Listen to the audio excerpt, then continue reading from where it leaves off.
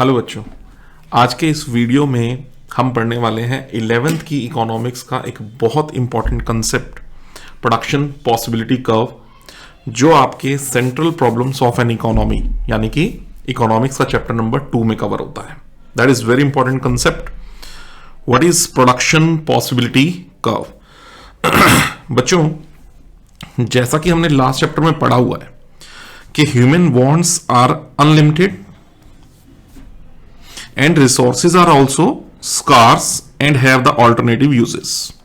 ये दो बातें हम पढ़ के आए हैं, ठीक है ना, कि wants अनलिमिटेड हैं और उन wants को पूरा करने के लिए जो resources हैं वो लिमिटेड हैं, और सिर्फ लिमिटेड ही नहीं है, उनके अवेलेबल रिसोर्सेज के जो यूजेस हैं वो भी ऑल्टरनेटिव हैं। Means one resource can be used for many purposes, right.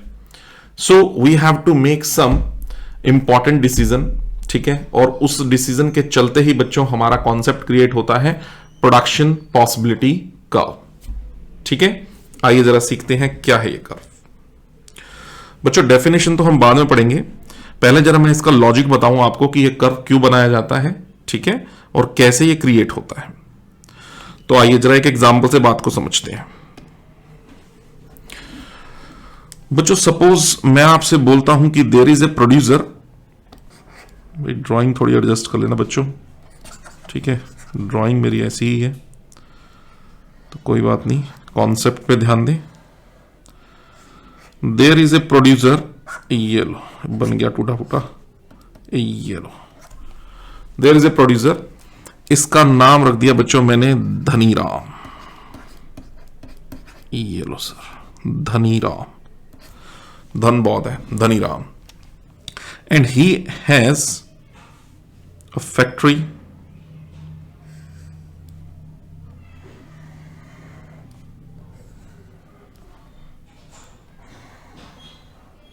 in which he produces cloth। और यहां पर बच्चों ये मैंने इसके लेबर्स बिठा दिए, बस ड्राइंग एडजस्ट कर लेना बच्चों। 5 ऐसे करते करते करते करते करते करते करते करते करते ये लो 5 और दिखा देता हूं, और ये बीच में डैश डैश 40 लेबर्स को रिप्रेजेंट करते हैं। So there are totally 50 labours, 50 labours, L for labor, right? And each labor is efficient for the production of 1 bale of cloth। What is bale? Roll of cloth, right. तो एक ये cloth की factory में 50 labour बिठा दिए, एक labour के पास इतनी एफिशिएंसी है कि एक बेल क्लोथ की वो प्रोड्यूस कर सकता है। तो इसका मतलब 50 लेबर 50 बेल्स प्रोड्यूस कर रहे होंगे प्रेजेंटली, जो सिचुएशन यहां पर दिख रही है इन द क्लोथ फैक्ट्री। अब बच्चों यहां पर एक बात मैं तुम्हें समझा दूं, पहले ध्यान से सुनो, कि कोई इंसान जब कोई काम कर रहा होता है तो वो उसका बेस्ट होता है। यानी दिस मिस्टर धनीराम, इसने जो अपनी क्लोथ की फैक्ट्री लगाई है, इसके ये सभी लेबर एफिशिएंट हैं for the production of cloth, for the production of cloth, all the labours are efficient, right. And now he think, this mister Dhaniram think कि यार मुझे एक और फैक्ट्री बनानी है जहां पर कपड़ा नहीं बनाया जाएगा। बच्चों ध्यान से सुने, जहां पर कपड़ा नहीं बनाया जाएगा वहां पर यह सोचता है कि I will produce some machines. Sir किस तरह की मशीन? बच्चों कोई भी मशीन, इसमें फोन्स हो गए, इसमें टैबलेट हो गए, इसमें किसी भी तरह की machines he want to produce. Tablet मान लेते हैं ना, tablets, okay. So he think कि मैं कुछ यहां से लेबर दूसरी फैक्ट्री में ट्रांसफर कर दूं जहां पर मैं मशीन प्रोड्यूस करना चाह रहा हूं, ही थिंक। तो उसने यहां इन 50 लेबर से क्वेश्चन पूछा कि भाई कितने लेबर वहां पर मशीन बनाने को तैयार हैं। तो बच्चों कौन से लेबर्स, इन 50 लेबर्स में से कौन से लेबर्स रेडी हो जाएंगे? ऑब्वियसली वो लोग जिनका थोड़ा सा टेक्निकल नॉलेज भी होगा, जिनके पास थोड़ी सी टेक्निकल एडवांटेज भी होगी, क्योंकि क्लोथ बनाना टेक्निकल काम नहीं था, ठीक है, वो तो हाथों से उन्होंने लेबर एज ए लेबर काम करना था। लेकिन मशीन बनाने के लिए दिमाग का यूज करना है, यानी कि टेक्नोलॉजी चेंज हो रही है वहां पर। तो इन 50 लेबर्स में से सपोज कर लीजिए 5 labours are the most technical persons and they are ready to go to the second factory in which mister Dhaniram is going to produce machines. तो मैं कहता हूं सपोज बच्चों कि 5 लेबर्स यहां से ट्रांसफर हो गए। ये लो 5 लेबर तो हम बना भी सकते हैं, 3 4 5 लेबर्स बच्चों फैक्ट्री 1 से फैक्ट्री 2 में ट्रांसफर हो गए और इन 5 लेबर्स ने एक मशीन की प्रोडक्शन कर डाली। कितनी मशीन की प्रोडक्शन कर डाली बच्चों? एक मशीन की। यहां पर लिख देता हूं मैं ये कलर चेंज करके ताकि आपको विजिबल हो आराम से। ये लो सर, एक मशीन की प्रोडक्शन कर डाली। पर जब 5 लेबर क्लोथ की फैक्ट्री से मशीन की फैक्ट्री में ट्रांसफर हुए तो क्लोथ में डिक्रीज भी आया होगा। वहां पर मैंने क्या माना था, एक लेबर एक बेल ऑफ क्लोथ की प्रोडक्शन करता है, तो 5 लेबर जब गए तो 5 क्लोथ को सेक्रीफाइस कर दिया। इसका मतलब जहां पर पहले क्लोथ हमारे 50 बेल्स बन रहे थे, अब बन रहे होंगे 45। तो इसको थोड़ा सा और क्लियरली अगर मैं यहां पर लिखूं तो मैं क्या लिख सकता हूं बच्चों? मैं लिख सकता हूं कि in the first situation there were 50 bales of cloth and nothing of machine. बच्चों ध्यान दें, in the previous situation when there was only one factory, there were 50 bales of cloth and nothing of machine, and when 5 labors are transferred from first factory to the second factory, then 45 bales of clothes are produced with 1 unit of machine. ठीक है बच्चों, done यहां तक। next day Mr. Dhaniram again asked a question in the cloth factory. How many of you are again ready to transfer to the second factory, that is for the production of machine? अब बच्चों most 5 technical लोग तो transfer हो चुके हैं, सोचिए आप। अब कुछ लोग और भी हैं पर वो उतने टेक्निकल नहीं है, क्योंकि जो मोस्ट टेक्निकल थे वो तो चले गए। अब कुछ लेस स्किल्ड लेस टेक्निकल लोग वो भी कहते हैं कि हम मशीन की फैक्ट्री में ट्रांसफर होना चाहते हैं। पर एक क्वेश्चन क्रिएट होता है बच्चों, क्या अब नेक्स्ट स्टेप में भी 5 लेबर अगर मैं दूसरी फैक्ट्री में ले जाऊं तो क्या काम चल जाएगा एक और मशीन बनाने के लिए?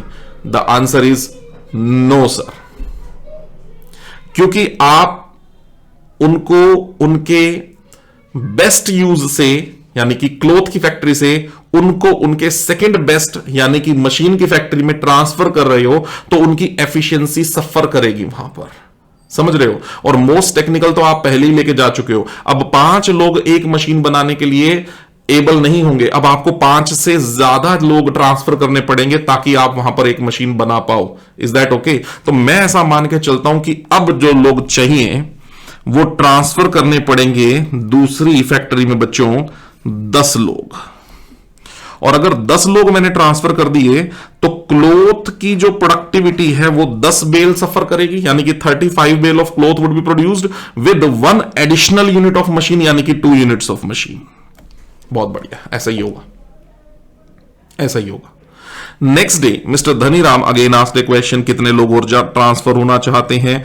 तो बच्चों अब 10 लोग भी कम पड़ेंगे वहां पर ले जाकर के एक मशीन बनाने के लिए। अब तो 10 से भी ज्यादा चाहिए होंगे, क्योंकि अब लेस टेक्निकल लोग भी खत्म हो गए, अब लीस्ट टेक्निकल्स पे बात आ रही है, ठीक है ना? तो 15 लोग लगेंगे मान लीजिए एक और मशीन की प्रोडक्शन करने के लिए। तो बच्चों यहां पर क्या सिचुएशन खड़ी हो जाएगी कि सर जब 15 लोग आप ट्रांसफर करके ले जाओगे तो 15 बेल क्लोथ के सफर करेंगे और वहां पर आप एक मशीन और बना पाओगे, यानी कि 3 यूनिट मशीन की बन जाएंगी। डन बच्चों? और अब बचे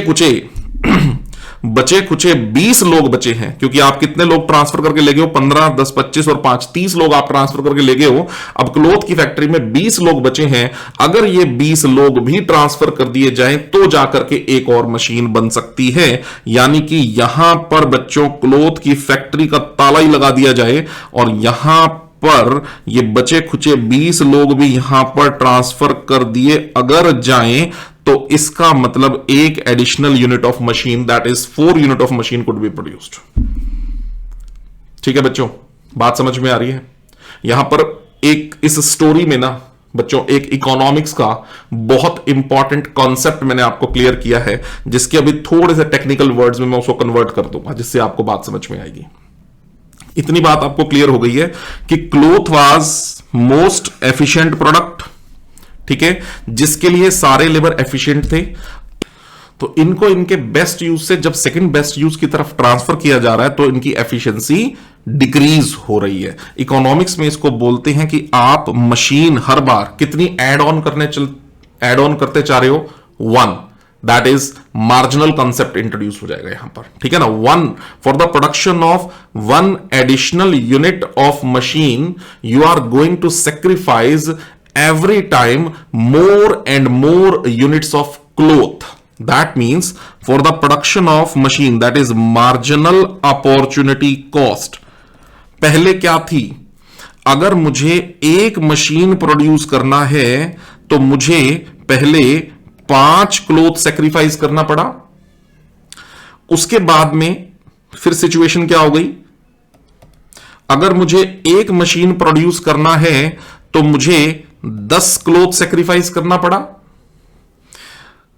क्योंकि लेस एफिशिएंट लोगों को ट्रांसफर कर दिया था। फिर स्टेज क्या आई बेटा, अगर मुझे एक और मशीन प्रोड्यूस करना है तो 15 लोगों को सेक्रीफाइस, 15 क्लोथ बेल की सेक्रीफाइस कर दिया। और फिर लास्ट में सिचुएशन आई, अगर मुझे एक और मशीन बनाना है तो 20 बेल ऑफ क्लोथ को मैंने सेक्रीफाइस कर दिया। इसको इकोनॉमिक्स में मार्जिनल अपॉर्चुनिटी कॉस्ट बोलते हैं for the production of machine in terms of cloth, ठीक है ना। ये आप लेते चले जा रहे हैं, एड ऑन करते चले जा रहे हैं, 1 1 1 एंड 1 मोर, ये मशीन से एड ऑन होती चली जा रही है एक एक करके, और ये आप सेक्रीफाइस करते चले जा रहे हैं। सबसे पहले 5, उसके बाद 10, उसके बाद 15 एंड लास्ट में बच्चों 20। ऊपर वाला सेक्रीफाइस करते चले जा रहे हैं, नीचे हर एडिशनल 1 x के लिए। That is known to be as, अगर मैं बेटा नीचे मशीन को x मान लूं, so for delta x you are sacrificing delta y. Delta x is every time 1 and delta y is every time increasing. Delta x is every time 1 means you are getting every time 1 additional machine and you are sacrificing more and more units of cloth. That is this concept. आइए जरा इसको अब हम technical way में भी समझते हैं और समझते हैं कि इससे पीपीसी कैसे ड्रॉ होता है। ये वो टेबल है बच्चों जो मैंने भी आपको समझाई है, और ये है वो कॉम्बिनेशन ABCDE। आइए इसको ग्राफिकली बना के देखते हैं, बनाइएगा आप लोग साथ साथ। OXY बच्चों, एक्स एक्सिस पे आप दिखा दीजिए प्रोडक्शन ऑफ मशीन, और वाई एक्सिस पे आप दिखा सकते हैं प्रोडक्शन ऑफ क्लोथ।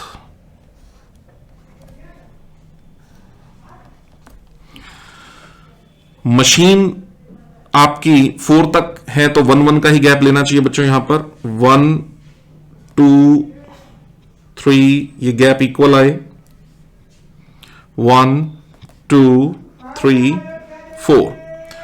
और क्लोथ पे बेटा आपका 50 तक मैक्सिमम है, मिनिमम 0 है, तो 10 10 का गैप ले लीजिए। 10 20 30 40 and 50। So it's 10 20 30 40 50 done.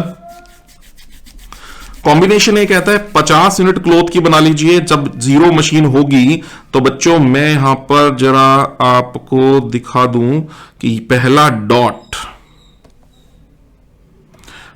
Dot nothing of machine 50 bale of cloth, ये आ गया। Second dot, first unit of machine and 45 of cloth. That is first unit of machine and 45 bales of cloth.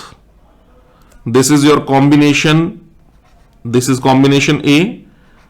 That is combination B. Third dot, 2 units of machine and 35 units of cloth. This one. This is your third combination. Combination C.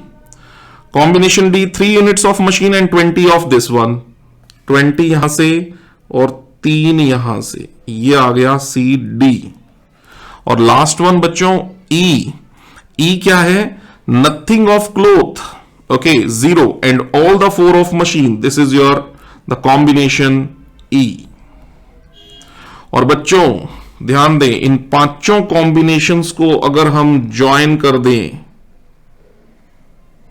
तो आपको कुछ इस तरह की एक picture मिलती है, एक डायग्राम मिलता है। और इस ग्राफ को, इस पिक्चर को प्रोडक्शन पॉसिबिलिटी कर्व बोलते हैं। क्यों बोलते हैं अभी हम इस पे बात करेंगे, अभी हम इस पे बात करेंगे, ठीक है। इसकी शेप कैसी है sir, concave to the point of origin, यानी ऑरिजिन की तरफ, इस तरफ देखें अगर तो इसकी शेप है कनकेव, राइट। अब आइए जरा इसकी टेक्निकलिटीज पे बात करते हैं थोड़ी सी। बच्चों ये कर्व कैसे बना है, दो चीजों के पॉसिबल कॉम्बिनेशन से बना है। वो दो चीजें कौन कौन सी हैं, क्लोथ एंड मशीन के वेरियस पॉसिबल कॉम्बिनेशंस हमने यहां पर ड्रॉ किए हैं with the use of all the available resources. क्या रिसोर्सेस थे, वो लेबर मैंने यहां पर मानी है, कैपिटल भी हो सकता है ना, लैंड भी हो सकता है, सभी रिसोर्सेस को इस्तेमाल किया। किस वे में इस्तेमाल किया, उनके मोस्ट एफिशिएंट यूज में इस्तेमाल किया, ठीक है। और गिवन टेक्नोलॉजी तो हमने यूज करी ही होगी। तो इसका मतलब ये कर्व असल में है क्या, अगर मैं इसकी डेफिनेशन आपको बताऊं तो आइए जरा आप यहां पे डेफिनेशन पे बात करते हैं कि ये कर्व क्या है बच्चों, ग्राफिकल प्रेजेंटेशन है। बिल्कुल सही, ABCDE इन पांचों को ज्वाइन ही तो किया है, तो एक ग्राफिकल प्रेजेंटेशन ही तो बना है। किसका graphical presentation, various possible combinations का। ये कॉम्बिनेशंस कौन से हैं, ABCDE ऑफ कौन सी चीजें, two goods that can be produced किससे, with given technology and fully as well as efficiently utilized resources। वो लेबर है, वो लैंड भी हो सकता है, वो कैपिटल भी है ना। तो अगर हम अपने अवेलेबल रिसोर्सेज को और गिवन टेक्नोलॉजी को फुली और एफिशिएंटली इस्तेमाल करें तो दो चीजों के वो जो वेरियस पॉसिबल कॉम्बिनेशंस हम ले सकते हैं, अगर उन वेरियस पॉसिबल कॉम्बिनेशंस का ग्राफिकल प्रेजेंटेशन अगर हम कर लेते हैं तो उसको हम प्रोडक्शन पॉसिबिलिटी कर्व बोला करते हैं। आई होप बच्चों आपको पीपीसी पूरी तरह से समझ में आ गया होगा कि पीपीसी क्या होता है। इसकी शेप कैसी है, कनकेव। क्यों है कनकेव, उस पर अभी बात करूंगा मैं आपसे। पहले हम बात करें जरा इस पीपीसी के वेरियस अजम्पशंस क्या हैं। बच्चों पहली अजम्पशन बिल्कुल सिंपल कि रिसोर्सेज कैसे हैं, फिक्स्ड, आप बढ़ा नहीं सकते हो, ठीक है। रिसोर्सेज को बिल्कुल भी बढ़ा नहीं सकते हो, हमारे ये मान के चलना पड़ेगा रिसोर्सेज फिक्स्ड है। रिसोर्सेज को आप फुली एंड एफिशिएंटली यूटिलाइज कर रहे हैं, ये इसकी कंडीशन है। टेक्नोलॉजी चेंज नहीं हो पाएगी ऐसा हमें मान के चलना है, और सिर्फ दो ही गुड्स प्रोड्यूस हो सकती हैं ऐसा भी मान के चलना है, क्योंकि हमारे पास बच्चों इकोनॉमिक्स में दो ही एक्सिस है, एक एक्स एक्सिस है, उस पे एक चीज ले लिया आपने, एक दूसरी वाई एक्सिस है, दूसरे पे दूसरी चीज ले ली, तो सिर्फ दो ही चीजें प्रोड्यूस की जा सकती हैं। और एक बहुत इंपॉर्टेंट बात हमें मान के चलनी है ना, वो ये है कि resources are not equally efficient.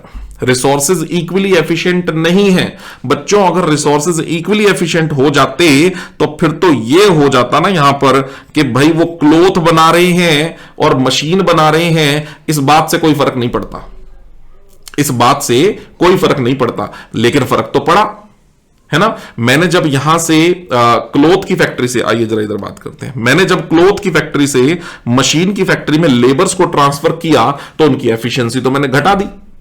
इसीलिए फर्स्ट मशीन बनाने में मैंने 5 लेबर का इस्तेमाल किया, सेकंड मशीन बनाने में मैंने 10 लेबर का इस्तेमाल किया, ज्यादा लेबर का इस्तेमाल किया, यानी कि वो एफिशिएंट कम हो गए थे, इसीलिए ज्यादा लोगों का इस्तेमाल करना पड़ा। तो इसका मतलब इस पूरे कॉन्सेप्ट में मैं एक बात मान के चला हूं कि resources are not equally efficient for the production of cloth as well as for the production of machine. Is that okay? दोनों की एफिशिएंसी वहां पर बराबर नहीं है लेबर की दोनों प्रोडक्ट्स को बनाने में, यह भी हमें मान के चलना होगा। तो बच्चों ये अजम्पशंस जब तक हम नहीं मानते तब तक पीपीसी के बारे में हम इसको ड्रॉ नहीं कर सकते, इसको प्लॉट नहीं कर सकते हैं, तो ये मानना बहुत ज्यादा जरूरी है। ओके, इस कर्व के दो और नाम है बच्चों, पता होने चाहिए आपको। एक, इस कर्व को ट्रांसफॉर्मेशन कर्व बोलते हैं। क्यों बोलते हैं sir? Because this curve shows transformation किसका किसमें ट्रांसफॉर्मेशन, एक प्रोडक्ट का दूसरे प्रोडक्ट में ट्रांसफॉर्मेशन शो कर रहा है। कैसे, कौन सा ट्रांसफॉर्मेशन, क्लोथ का मशीन में। ये कर्व क्या शो कर रहा है बच्चों, ट्रांसफॉर्मेशन शो कर रहा है, इसलिए इस कर्व को हम एक और नाम से जानते हैं ट्रांसफॉर्मेशन कर्व। और ये कर्व रेट ऑफ ट्रांसफॉर्मेशन को भी दिखाता है। What is this rate of transformation, marginal opportunity cost. ये कर्व ये बताता है कि जब आप एक प्रोडक्ट को दूसरे में ट्रांसफॉर्म करेंगे तो कितनी यूनिट्स आपको एवरी टाइम सेक्रीफाइस करनी पड़ेगी if you are going to add on every next product, every next unit of the second one, है ना। मशीन अगर आप हर बार एक एड ऑन करना चाहते हैं तो दूसरे को कितना आपको यूज करना पड़ेगा, तो ये सेक्रीफाइस करना पड़ेगा। इसलिए इसको ट्रांसफॉर्मेशन कर्व भी बोलते हैं। इसको फ्रंटियर भी बोलते हैं या बाउंड्री भी बोलते हैं बच्चों, क्योंकि ये बाउंड्री है। बाउंड्री किस चीज की है, ये बाउंड्री है बच्चों, ये बाउंड्री है। ये देखो आप, ये एक बाउंड्री है, आप इसके बाहर नहीं जा सकते हो। मतलब आप कहो कि सर हम क्या हम इस डॉट पे प्रोडक्शन कर सकते हैं, इस रेड डॉट पे, नो। क्या हम इस रेड डॉट पे प्रोडक्शन कर सकते हैं, इस रेड डॉट पे, इस रेड, नहीं, किसी रेड डॉट पे जाके आप प्रोडक्शन नहीं कर सकते हो, क्योंकि ये ग्रीन लाइन बाउंड्री बन गई है। आपने रिसोर्सेज को बेस्ट और एफिशिएंटली यूटिलाइज कर लिया है ऑलरेडी, और रिसोर्सेज आप बढ़ा नहीं सकते हो, तो फिर आप इन रेड डॉट्स पे जाकर के कैसे प्रोडक्शन कर सकते हो, नॉट पॉसिबल। तो ये एक फ्रंटियर है, ये एक बाउंड्री डिफाइन कर दिया है इसने कि आप इसके बाहर जाकर के प्रोडक्शन नहीं कर सकते हो। ओके, फिर बच्चों मार्जिनल अपॉर्चुनिटी कॉस्ट आ जाता है, जिसके बारे में मैं ऑलरेडी आपको बता चुका हूं कि एक्स क्या है, एवरी टाइम मशीन, वाई क्या है, एवरी टाइम क्लोथ। क्लोथ क्या कर रहे हैं आप, सेक्रीफाइस, और एक्स क्या कर रहे हैं आप, मशीन को gain. Just a minute, machine को क्या कर रहे हैं आप, गेन। और ये जो मार्जिनल अपॉर्चुनिटी कॉस्ट है ये हर बार बढ़ता चला जा रहा है, क्योंकि आपका सेक्रीफाइस मशीन के लिए हर बार बढ़ता चला जा रहा है, इसलिए इसको बोलते हैं increasing marginal opportunity cost, increasing marginal opportunity cost. और इसकी शेप कैसी है बच्चों, कनकेव है। जैसे ही आप ऊपर से नीचे की तरफ प्रोडक्शन पॉसिबिलिटी कर्व में आते हैं तो आपका मार्जिनल अपॉर्चुनिटी कॉस्ट बढ़ता है। आइए मैं ऊपर वाले डायग्राम में, ये डायग्राम सेम बनना है, मैं ऊपर वाले डायग्राम में इस चीज को आपको समझाता हूं। देखो सुनो, टेक्निकलिटीज पे ध्यान देना बच्चों।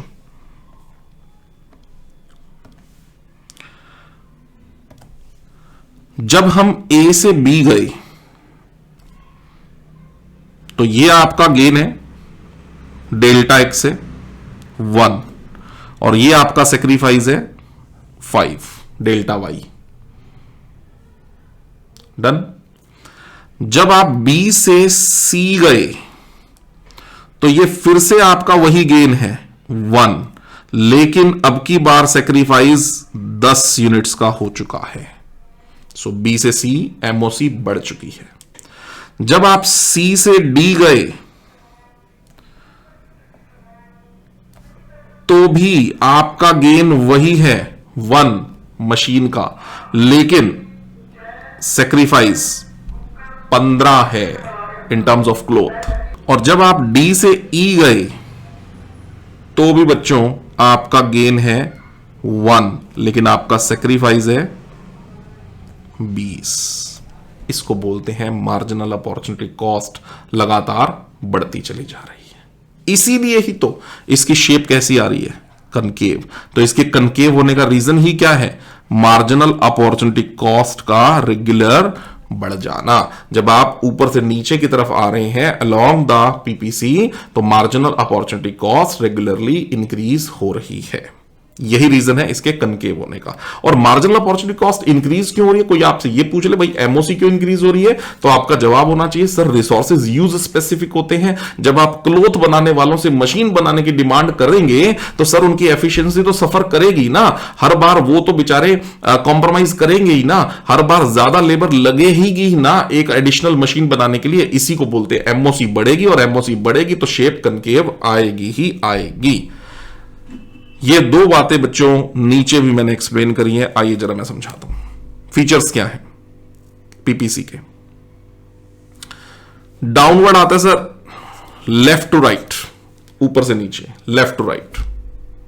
रीजन क्यों है लेफ्ट टू राइट क्यों आ रहा है? क्योंकि अगर मैं सेकंड प्रोडक्ट को ऐड ऑन करना चाहता हूं तो मुझे फर्स्ट प्रोडक्ट को तो कुर्बान करना ही होगा। ये देखो ना, मेरी बात समझो। हमारा क्वेश्चन है सर ये ऊपर से नीचे डाउनवर्ड क्यों है? अगर आपको सिर्फ इस बात का जवाब ढूंढना है तो अगर आप x बढ़ाना चाहते हो तो भाई y को तो कॉम्प्रोमाइज करना पड़ेगा ना, तो फिर प्रोडक्ट का जो शेप है वो कैसा आएगा? डाउनवर्ड ही आएगा, डाउनवर्ड ही आएगा। ये सबसे पहले का रीजन हो गया, सिर्फ इतना ही। अब कोई पूछते सर कनकेविटी का क्या रीजन है? पीपीसी कनकेव क्यों है, इसकी शेप ऐसी क्यों है, concave to the point of origin? तो उसका रीजन मैं ऑलरेडी आपको बता चुका हूं क्योंकि एमओसी, इसका रीजन क्या है कनकेविटी का? क्योंकि एमओसी मार्जिनल अपॉर्चुनिटी कॉस्ट लगातार बढ़ती चली जा रही है, और मार्जिनल अपॉर्चुनिटी कॉस्ट के बढ़ने का रीजन क्या है? Resources are use specific. You are transferring the resources from best to second best, so their efficiency suffers, and when their efficiency suffers MOC increases, and when MOC increases the shape becomes concave to the point of origin. तो ये दो reason, दो features हो जाते हैं कि production possibility curve के दो मेन फीचर्स हैं, left to right and the shape is concave to the point of origin. Okay बच्चों, चलिए इस वीडियो में हमने सीखा है कि पीपीसी क्या होता है, मार्जिनल अपॉर्चुनिटी कॉस्ट क्या होती है, और प्रोडक्शन पॉसिबिलिटी कर्व कनकेव क्यों होता है, और उसके बेसिक फीचर्स क्या हैं। चलिए नेक्स्ट वीडियो में आगे कंटिन्यू करते हैं। ओके बच्चों।